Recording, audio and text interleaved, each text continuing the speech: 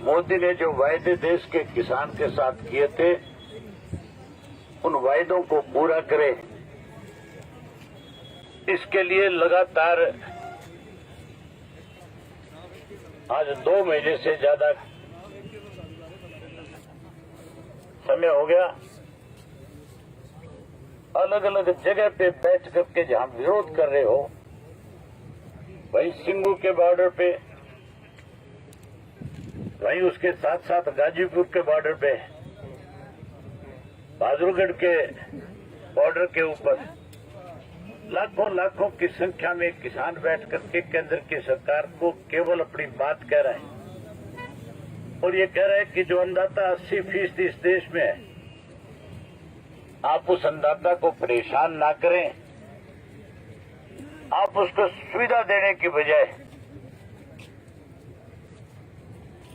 सुविधाएं तो आपने दी नहीं, नई परेशानियां खड़ी कर दी।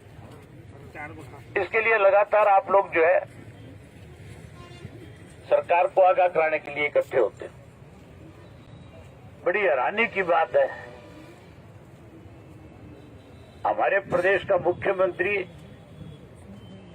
कैसे इस प्रदेश के अंदर लोग आपस में लड़े, कैसे प्रदेश के हालात खराब हो, इसके लिए लगातार कोई ना कोई योजना बनाता रहता है। पहले तो किसानों से छेड़खानी करने के लिए कैमला गांव में आया, वहां जब लोगों ने विरोध किया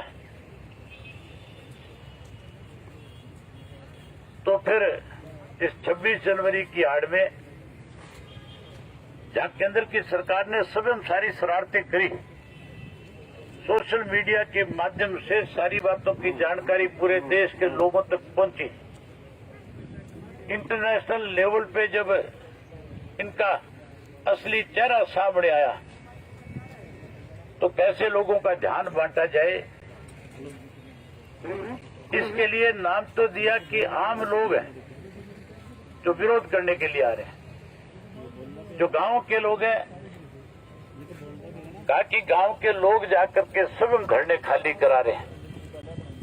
गांव के लोग नहीं थे, ये सारे के सारे सरकारी कर्मचारी थे, ये भाजपा के पेड वर्कर थे, ये केवल माहौल खराब करके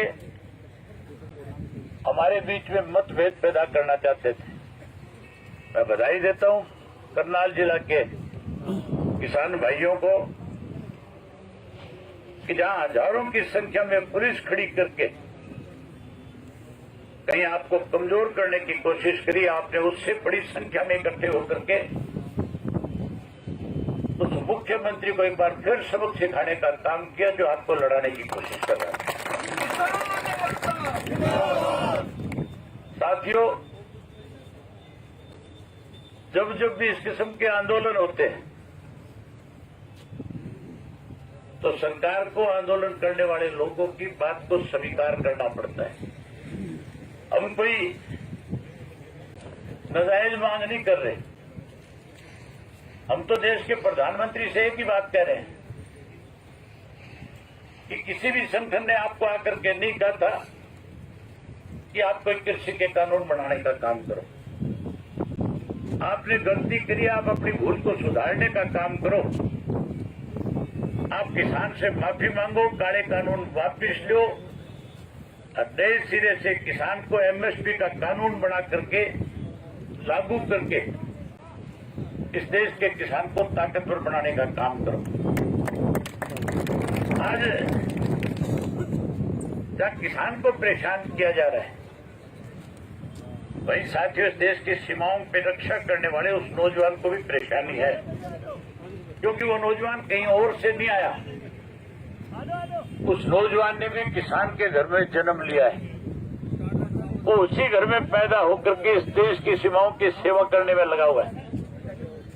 जब वो देश की सीमाओं की पहरेदारी कर रहे हैं, वहीं यहाँ जो ये पैरामिलिट्री फोर्सेज है, हरियाणा पुलिस के जवान है या कोई और किसी छोटी मोटी फोर्स के मेंबर यहाँ आए हुए हैं, वो भी कोई और नहीं है, वो भी किसान के घर में पैदा हुए हैं।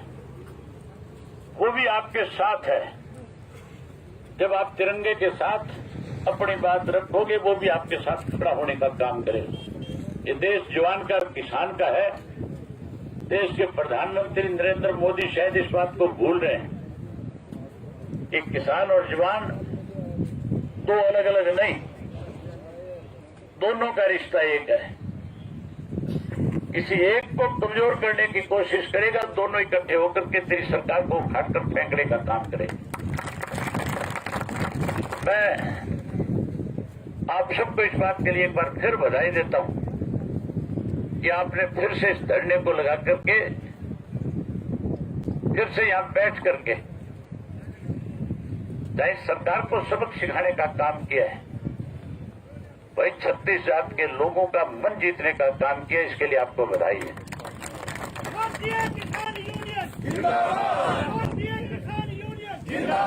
अगर दोबारा फिर से इस तरह की कोई हरकत सरकार करने का प्रयास करे तो मैं अपने पार्टी के साथियों की विशेष रूप से जिम्मेवारी लगाना चाहूंगा।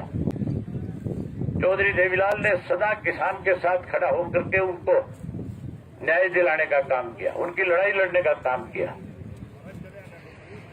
अगर फिर कोई उस किसान को परेशान करे तो आपको आधी रात को भी उनके बीच में आकर के खड़े होकर के इस लड़ाई को लड़ना पड़े तो उसमें जाने की जरूरत नहीं। जहां मेरी आप जरूरत समझो, मुझे आधी रात फोन कर दियो, मैं आपके बीच में आपके साथ खड़ा मिलूंगा। मुझे आगे जाना था नहीं, मैं आपके धरने में बैठ करके लंबे समय तक आज आपके साथ रहता, लेकिन मुझे गाजीपुर जाना है और गाजीपुर जाकर के जहां टिकैत साहब के साथ बदसलूकी करने का काम वहां की पुलिस ने किया, वहां की सरकार और प्रशासन ने किया। आज हम वहां ये विश्वास दिला करके आएंगे कि लड़ाई अकेले टिकैत साहब की नहीं है, ये लड़ाई इस देश के किसान की है और इस सरकार ने देश के किसान की पगड़ी पे हाथ डाला है। हम तब तक इस आंदोलन को जोर से चलाने का काम करेंगे जब तक देश का प्रधानमंत्री इसके लिए माफी ना मांग ले और ये काले कानून वापिस ना ले ले। आपने मेरी बात सुनी, आपका बहुत धन्यवाद। आपसी भाईचारा देखिए बैठे हैं हम बैठ जाओ, हम साथ